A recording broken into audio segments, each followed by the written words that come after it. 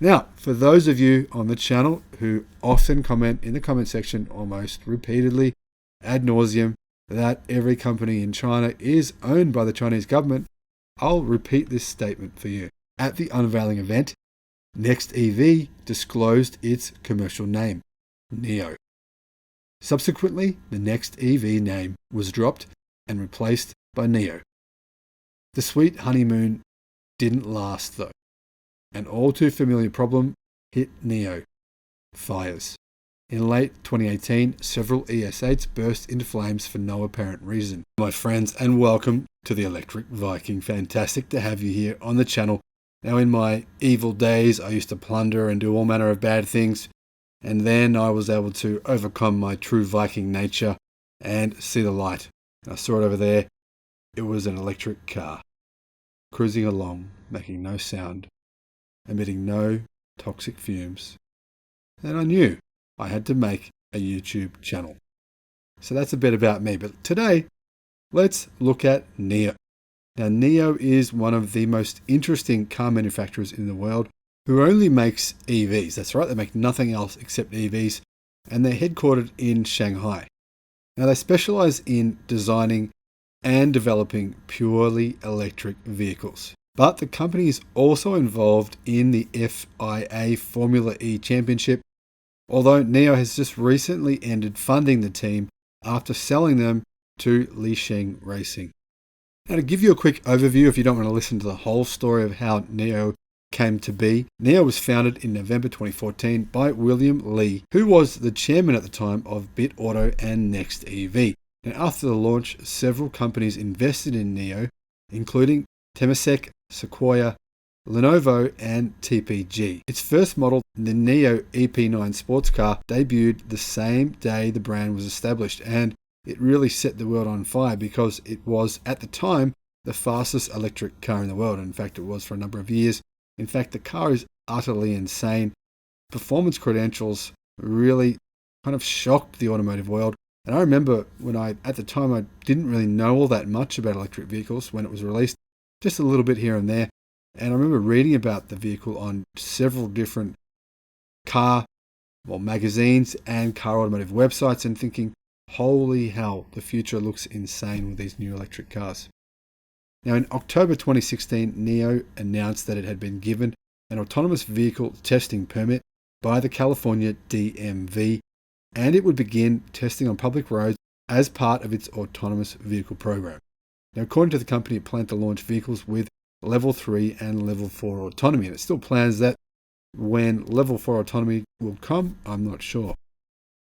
In May 2018, Nio opened its first battery swap station in the Nanshan district of Shenzhen, Guangdong, China, dubbed the Power Swap Station. Only batteries for ES8 cars would be available from that particular station. Now, if you're not aware of this, Nio is the only company in the world that enables you to swap out a battery in the middle of your drive. Let's say you're doing a road trip, you're passing through a certain city in China. Nio has a range of different battery swapping stations all over China. They even have one in Norway as well, where you can drive in and drive out within a couple of minutes with a new battery pack that's fully charged. Now, in September 2018, the company filed for a US $1.8 billion initial public offering on the New York Stock Exchange. And in late April 2020, Nio announced $1 billion in new funding from a group of Chinese investors, which was needed due to the company's struggles to sell its vehicles at the time. As part of the deal, Nio would transfer assets to a new subsidiary called Nio China, which will be headquartered in Hefei. In August 2020, Nio launched Battery as a Service, BaaS, and formed a battery asset management company in collaboration with CATL, the world's largest battery company, Hubei Science Technology Investment Group Company Limited, and a subsidiary of Guotai Yunnan International Holdings Limited. Each contributed RMB 200 million into the venture for a 25% equity stake. Now, BaaS is said to lower the purchase price of Nio electric vehicles by around 25%. Most recently, in May 2021, Nio announced a Norway expansion plan, saying it would begin delivering cars to Norway by September 2021, which they have done so. Now, interestingly, Nio's sales struggled somewhat in 2020, the year of the coronavirus. Unfortunately, I guess 2021 has been marred by that too, but Nio's sales have rebounded massively in 2021, and they are up 400% year on year versus last year. Now, if you want to know more about Nio, hang around. I'm going to share with you an article written by Leo Brevoort for carnewschina.com. For a long time, government committees and civil servants led the Chinese car industry. There was no room for Henry Fords or Enzo Ferraris, engineers or entrepreneurs excited about their own vision or inventions. That started to change around the turn of the century when the first privately owned car companies appeared. With the rise of new energy vehicle manufacturers, visionary entrepreneurs finally managed to take the spotlight. The most visible of the current generation is Nio's founder, Li Bin. Well, so says the article anyway. I would say it's pretty obvious that the most visible of the current generation is Elon Musk, but Li Bin is certainly a very visible entrepreneur in China. Now, Li Bin, or William Li in English, comes from a very modest background. He was born in 1974 as the son of a dairy farmer in Anhui province. In his younger years, Li helped out on the farm and got his first taste of business when he assisted his grandfather with selling cows.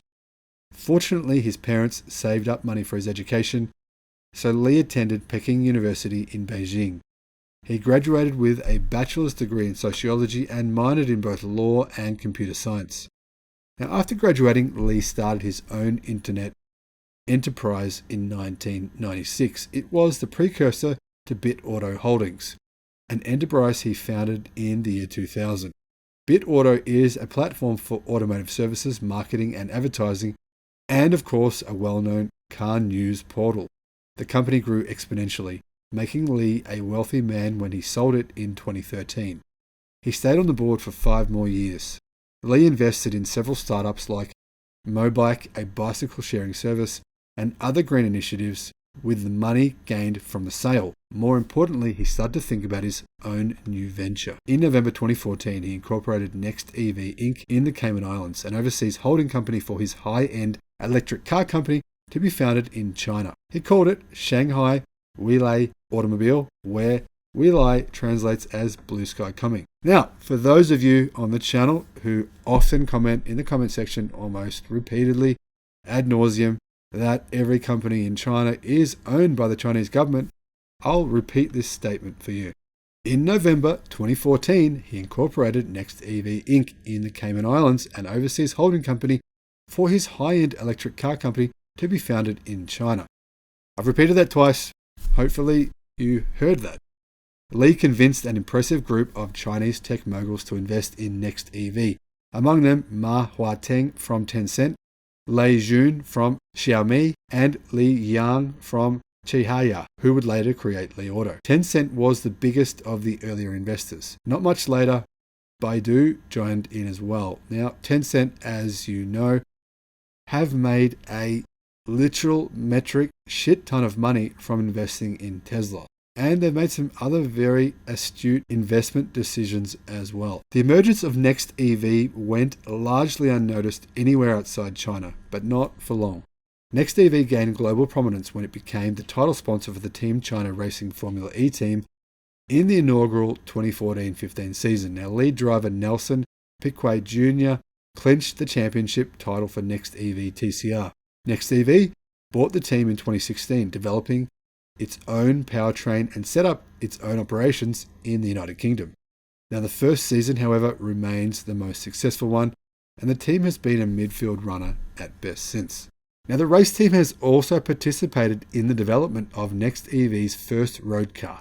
The car was a spectacular vehicle based on a carbon fiber Lola sports car monocoque fitted with 4 electric motors for a total of 1,000 kilowatt, and it also came with torque vectoring and exchangeable batteries. Now, at the time, this was a landmark vehicle. Now, the car was called the EP9, and it was revealed in London in November 2016, setting the production car lap record at Germany's Nürburgring very soon afterwards. At the unveiling event, Next EV disclosed its commercial name, Nio.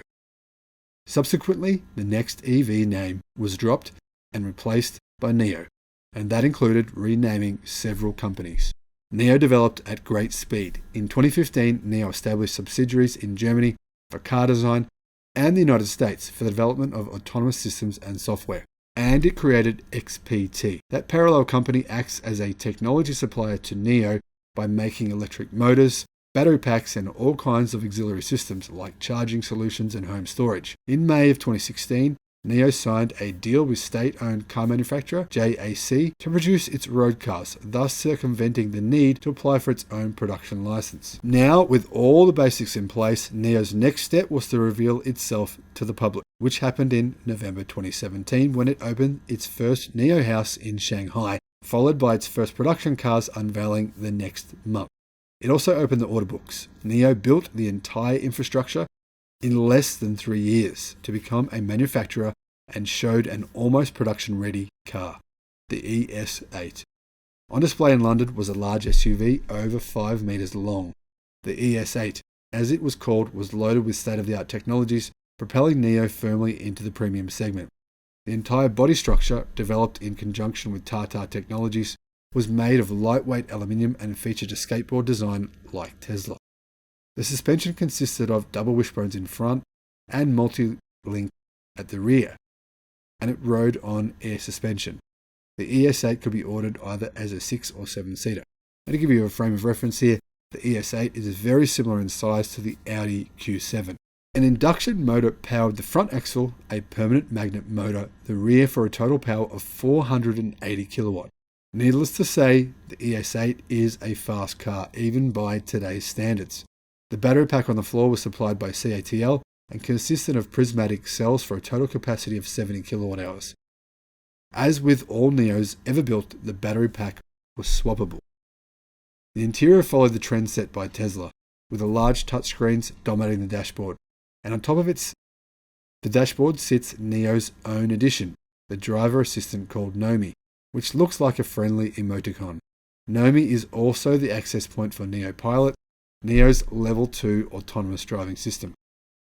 So far, so good, and Deliveries started in the summer of 2018, followed by favourable reviews in several Chinese car magazines.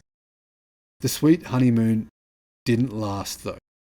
An all too familiar problem hit Nio: fires. In late 2018, several ES8s burst into flames for no apparent reason. Nio's investigation ultimately led to a faulty plug jacket that can cause a short circuit, and in early 2019, all cars the company had produced needed to be recalled. The events were highly publicized and put a bit of a dent in Nio's unblemished image at the time.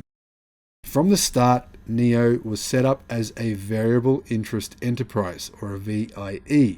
The VIE is a complicated corporate structure designed to get around China's restrictions on foreign investment for some industries. It relies on contractual agreements between the operating company in China and a holding company in Hong Kong owned by an overseas entity. In Nio's case, Nio Inc. in the Cayman Islands. There is no direct shareholding relationship between the overseas holding company and the domestic operating company. It's a reasonably well-known structure since Alibaba used it to go public on the NYSE. Now, Nio's setup as VIE has, of course, the same objective. For a starting company in a cash-intensive business, there can never be enough investors to drive the company forward. In September 2018, Li Bin was in New York to ring the famous bell, and Nio collected over $1 billion from its initial public offering. By then, Nio had already entered into 2 joint ventures with state-owned car manufacturers in China. The first joint venture with Shangan is set up to develop components and services relating to electric cars. Now, the second joint venture with Guangzhou Automobile, or GAC, was a little bit more ambitious. This JV was set up to combine GAC's production capabilities and Nio's technology advances for a mainstream brand of electric cars. Now, halfway through 2019, Nio started delivering its second model, the ES6. It was a much more conventional car than the ES8, a mid-sized 5-seat SUV with a regular steel body, but still with air suspension and only available as a dual motor 4-wheel drive model. Now, the ES6 also debuted CATL's low cobalt batteries, codenamed NCM8 111, putting them on par with Tesla in the efficiency game. The ES6 moved Nio into a much more affordable segment, which was necessary to increase volume at the company. The car's launch came when Nio's fairy tale story seemed to be ending. The company had burned through enormous amounts of money to get it off the ground, and it now faced financial ruin. At the same time, the Chinese government implemented a serious reduction in consumer benefits and subsidies on electric cars, causing the market to freefall. While Nio was still recovering from the negative publicity surrounding ES8 recall, it was trying to push the ES6 into higher volumes. In Wuhan, a yet unknown virus started to make people seriously sick. So all this trouble seemed to come all at once for Nio. It's sort of hard to imagine now, but in early 2020, the company balanced on the brink of bankruptcy. While still spending tons of money, the COVID pandemic and the drop-off of the new energy market had brought the cash injections into the sector to a screeching halt. Something had to happen, and soon Li Bin went on a desperate search for money. The media speculated on several stories. Finally, the company was saved by the local government of Hefei, a prefecture-level city in Anhui province. Through several investment funds, the government injected over 10 billion yen into Nio. In return, it received a significant shareholding in Nio China, and the company promised to move its headquarters from Shanghai to Hefei. In this case, the government saved an independent company.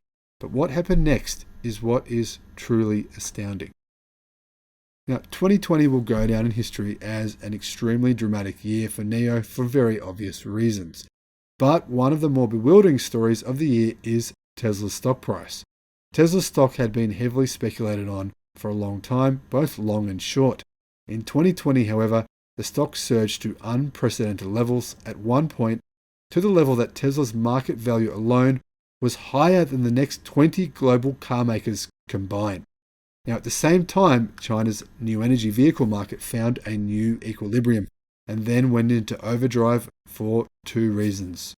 Tesla started producing cars in its Shanghai factory, and Wuling introduced its incredibly cheap Hongwan Mini EV starting at $4,000. Both cars dominated the sales charts all year, and in the second half of the year, China's economy revived, with the pandemic mostly under control in China. In the wake of these developments, Nio quickly returned to full health.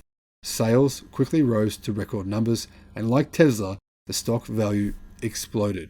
By the end of the year, Nio's market value exceeded SAIC's, the large conglomerate that sells 100 times as many cars as Nio does.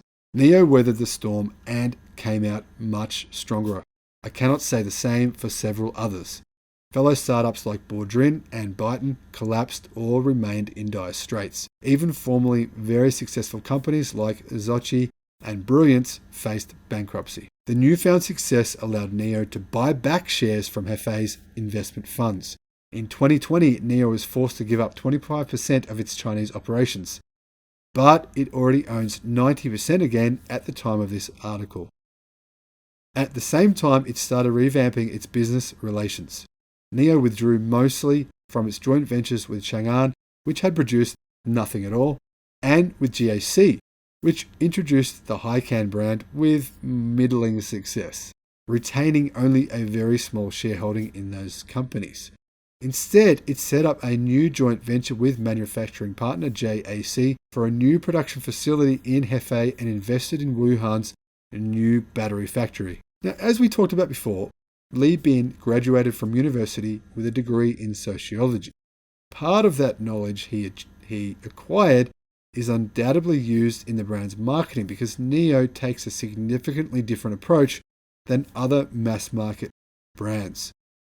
The brand does not have regular dealerships, and many of the commercial activities are placed online. Now, during the dark days when Nio faced bankruptcy, it became clear that a powerful community supports Nio.